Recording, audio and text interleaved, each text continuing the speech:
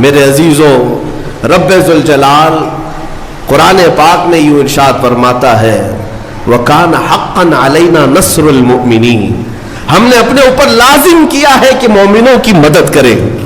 لیکن مومن بے قرار ہے، انہیں ایسا لگتا ہے کہ اب مدد آئے گی نہیں۔ کیوں نہیں آئے گی؟ آزمائے جاؤ گے، آزمائے جاؤ گے، مشکلوں سے گزارے جاؤ گے۔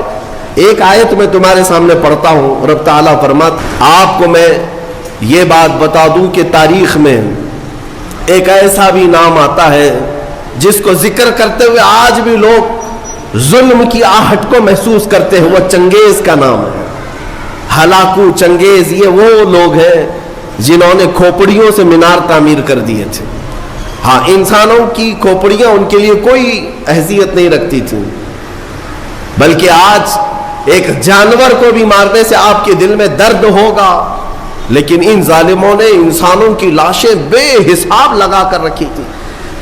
بغداد کے دریائے دجلہ کو جنہوں نے خون سے لال کر دیا تھا، رحم نام کی کوئی چیز ہی نہیں تھی۔ چنگیز نے لاکھوں انسانوں کا قتل کیا، لیکن ایک وقت ایسا بھی آیا اس نے کئی علماء کو، بزرگوں کو قید کیا، قطار میں لگا دیا۔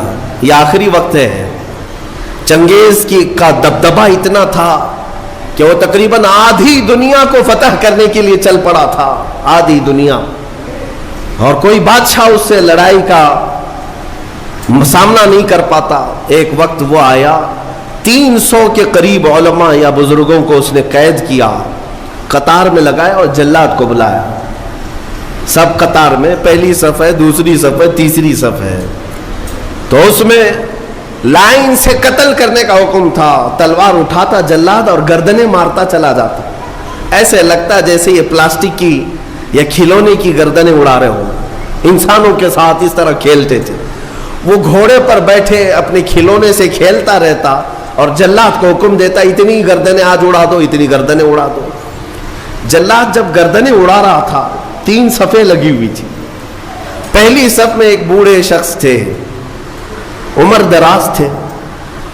جب وہ پہلی صف کا قتل شروع ہوا تو وہ جلدی سے دوسری صف میں آ گئے، پیچھے ہٹ کر کے دوسری صف میں کھڑے ہو گئے۔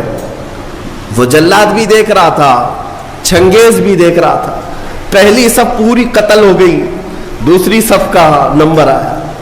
جب دوسری صف قتل ہو رہی تھی تو وہ بوڑھے میاں تیسری صف میں چلے گئے۔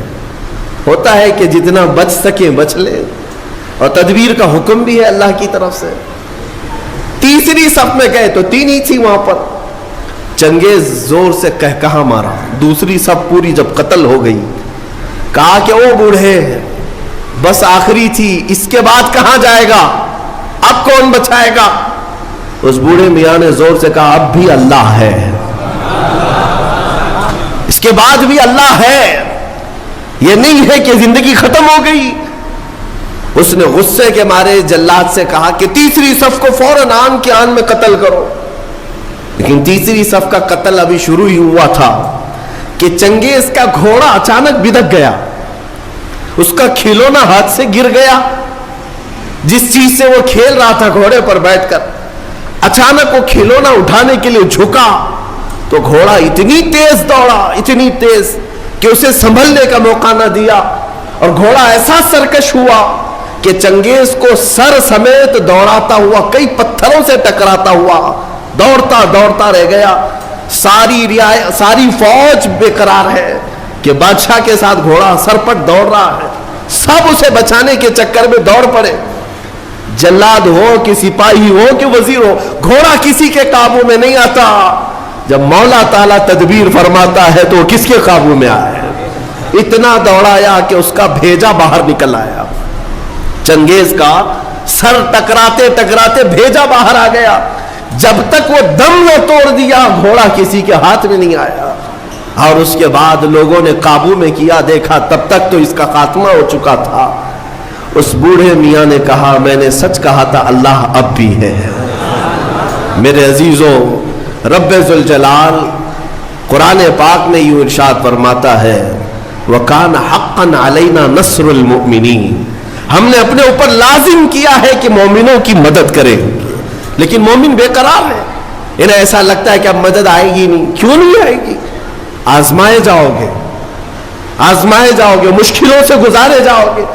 ایک آیت میں تمہارے سامنے پڑھتا ہوں, رب تعالیٰ فرماتا ہے ام حسبتم ان تدخلوا الجنہ, کیا تم یہ سوچ کر بیٹھے ہو کہ سیدھے جنت میں چلے جاؤ گے؟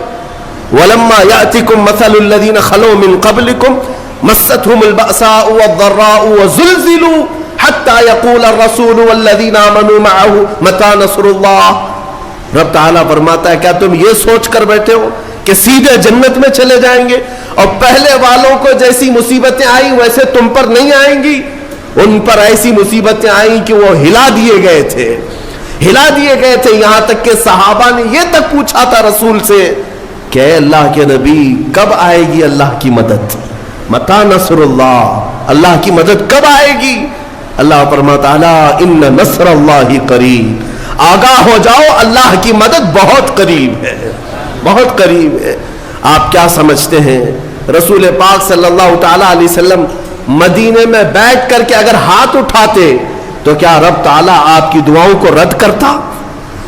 حضور پاک صلی اللہ تعالی علیہ وسلم کو واپس لوٹایا جاتا؟ نہیں. لیکن بیٹھ کر دعا کرنے کی بجائے وہ محمد عربی صلی اللہ علیہ وسلم رمضان کے مہینے میں 313 نہتے لوگوں کو لے کر صحرا میں چلے آ رہے ہیں, پیروں میں آبلے پڑے ہیں, نہ پانی ہے نہ کھانا ہے, نہ تیروں میں ترکش ہے نہ گھوڑے سواری کے ہیں, کچھ نہ ہو کر یہ کیسے صحابہ چل پڑے. آج بھی میں مدینے جا کر دیکھتا ہوں اے سی بس میں بیٹھ کر کے بدر کے میدان تک جانے میں ہا ہو کرتے رہتے ہیں لوگ. میرے عزیزوں, ان صحابہ کی عظمتوں پر قربان, اس زمانے میں نہ روڈ ہے نہ راستہ ہے نہ چھاؤں لینے کے لیے کوئی مکان ہے, لیکن چلے جا رہے میرے مصطفیٰ کے پیچھے صرف اس لیے اللہ کی رضا حاصل کرنی ہے اور رسول کی حمایت میں لگنا ہے, اور پیروں میں ان کے چپل نہیں ہے. اور آج اگر آپ عرب کی سرزمین پر تپتے ہوئے صحرا میں ایک منٹ کے لیے میں کہتا ہوں ننگے پیر کھڑے ہو جاؤ, پھر بتانا تمہارے تلوے نہ جلے تو مجھ سے کہنا, تلوے جل جائیں گے. 160 کلومیٹر کا سفر وہ صحابہ پیدل چل کر کے گئے, پیدل چل کر کے گئے. جب بدر کی وادی میں پہنچے ان کے پاس کیا تھا؟ صحابہ کہتے ہیں ہمارے پاس جو تلواریں تھی اس سے سبزی بھی نہیں کٹتی تھی, سبزی بھی نہیں کٹتی تھی, کند تھی, مڑی ہوئی تھی, زنگ لگا ہوا تھا, لیکن توکل اللہ کی ذات پر تھا. صحابہ میں کچھ وہ ہے حضرت عکاشہ, وہ کہتے میرے پاس تو کچھ نہیں تھا, میں تو کھجور کے تنے کی لکڑی لے آیا تھا جنگ میں اترنے کے لیے. جہاں تلواریں سنسنا رہی ہوں وہاں ایک صحابی کھجور کا سوکھا ہوا تنا لے کر کے آئے. یہ توکل بتاتا ہے کہ اللہ ہمارے ساتھ ہے. عزیزان گرامی وقار, یہ سارے میدان میں اتر جانے کے بعد پھر میرے آقا دعا کرتے ہیں اے مولا ہم نے جو اپنی طاقت میں تھا وہ سب میدان میں اتار دیا, اب اگر تیری مدد نہ آئے گی تو پھر اس زمین پر سجدہ کون کرے گا, اس زمین پر عبادت کون کرے گا؟ یہ نہیں ہے کہ یہیں بیٹھ کر کوشش کچھ نہیں کرنی ہے, عمل کچھ نہیں کرنا ہے, دعاؤں کے اور اسی طرح کے مجمع میں بیٹھ کر کے ہم یہ کہہ دیں اے اللہ تو فلاں کو غارت کر دے, فلاں کو غارت کر دے. عزیزان گرامی, مومن کے لیے کہا گیا ہے کہ وہ عملی میدان میں اترے, عملی میدان میں اترے.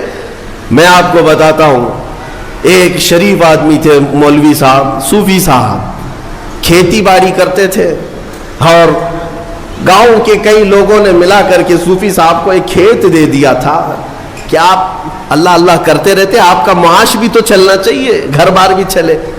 تو صوفی صاحب کو کھیت ملا, مولوی صاحب نے کھیتی باڑی تو کر لی, اس میں مکئی یا گیہوں جو بھی آئے, فصل جب آئی تو ظاہر سی بات ہے بیٹھتے تھے, ایک گدھا آتا تھا اور چر کے چلا جاتا. صوفی صاحب کیا تسبیح پڑھتے, اے اللہ یہ گدھے کو برباد کر دے, اے اللہ یہ گدھے کو تباہ کر دے, یہ گدھے کو ختم کر دے, بیٹھے بیٹھے گدھے کو ختم کر دے, بیٹھے بیٹھے گدھے کو. وہ گدھا اپنا تو چرتا تھا, چلا جاتا تھا, ان کی تسبیح چلتی رہتی تھی. کچھ ان نوجوانوں نے دیکھا ارے میاں مولوی صاحب روز تسبیح لے کر کے بددعا کر رہے ہیں, گدھا آتا ہے اپنا کھاتا ہے چلا جاتا ہے. کئی دن تک دیکھا, آدھا کھیت تو گدھا کھا گیا تھا. تو پھر ایک دن ان نوجوانوں نے موٹے موٹے ڈنڈے لائے اور لا کر کے جس وقت گدھا آیا اس کی دھلائی شروع کر دی، اور گدھا اس کے بعد جو غائب ہوا پھر کھیت میں آیا ہی نہیں۔ ان نوجوانوں نے کہا کہ مولوی صاحب اگر تسبیح سے ہی سب کچھ ہو جانا تھا، تسبیح سے ہی سب کچھ ہو جانا تھا تو نہ کھیتی باڑی کی ضرورت ہوتی، نہ پانی برسانے کی ضرورت ہوتی، گھر میں بیٹھتے کھانا پہنچ جاتا۔ اسباب بھی تو کوئی چیز ہے، عمل کے میدان میں اترو، صرف اور صرف تسبیح نہیں، کبھی ڈنڈا بھی۔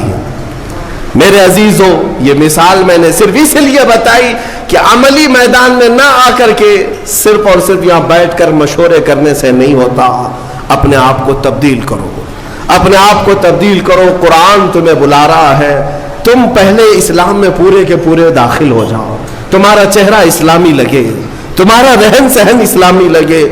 ظالموں کو اپنے ظلم کے انجام تک پہنچانا یہ میرے مولا کی شان